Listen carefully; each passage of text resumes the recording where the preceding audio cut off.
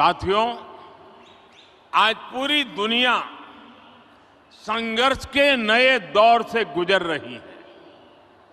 कुछ देशों में जरूरी सामानों की किल्लत है, तो कुछ देश ऊर्जा संकट से जूझ रहे हैं।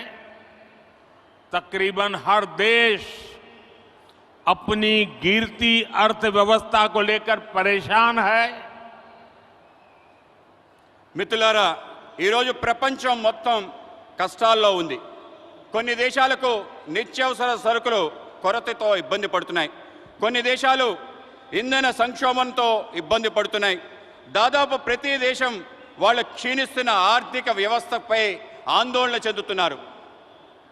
लेकिन इन सब के बीच भारत कई क्षेत्रों में बुलंदियां छू रहा है।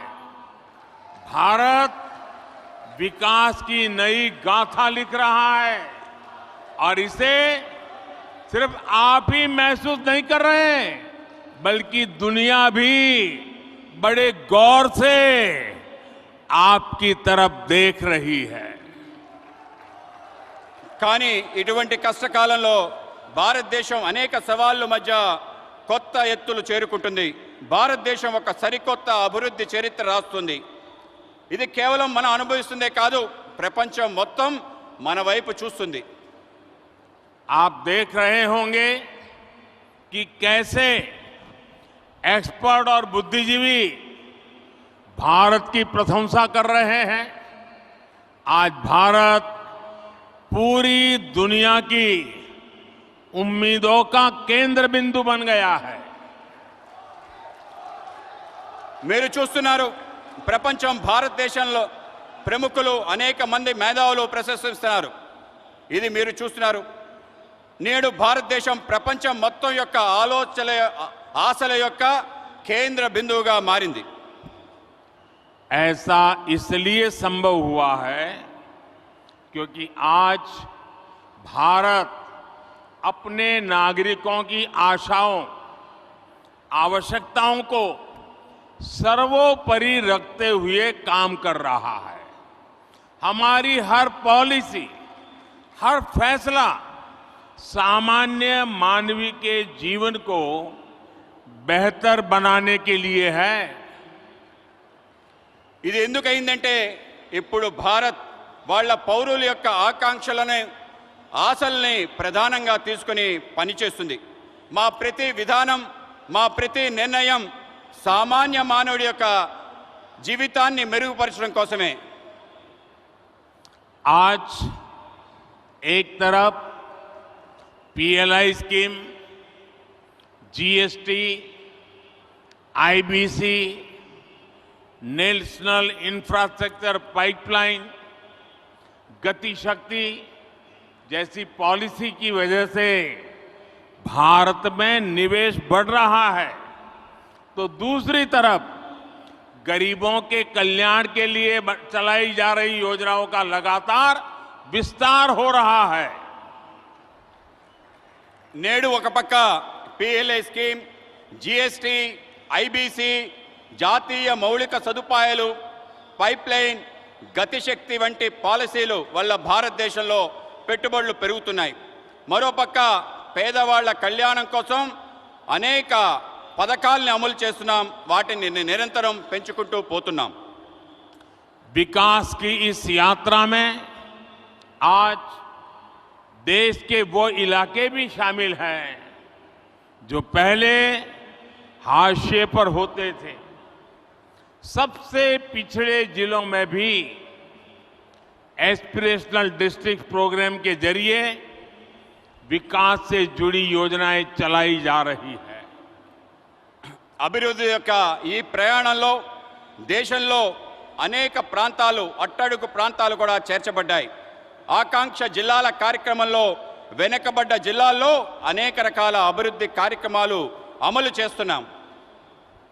देश के करोड़ों गरीबों को पिछले 2.5 साल से मुफ्त अनाज दिया जा रहा है।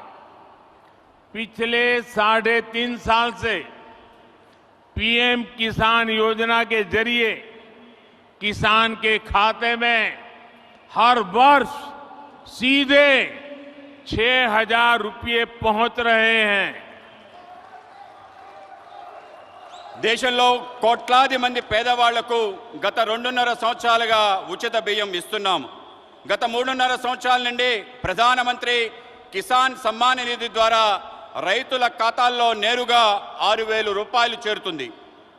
इसी तरह सनराइज सेक्टर से जुड़ी हमारी पॉलिसी की वजह से युवाओं के लिए नए अवसर बन रहे हैं।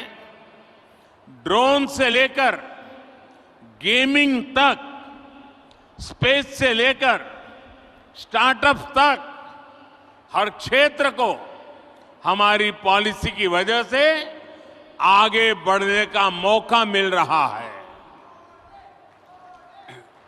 అదేవిధంగా సన్ రైజ్ సెక్టర్స్ యొక్క ఆలోచన కారణంగా యువతకి కొత్త అవకాశాలు లభిస్తున్నాయి.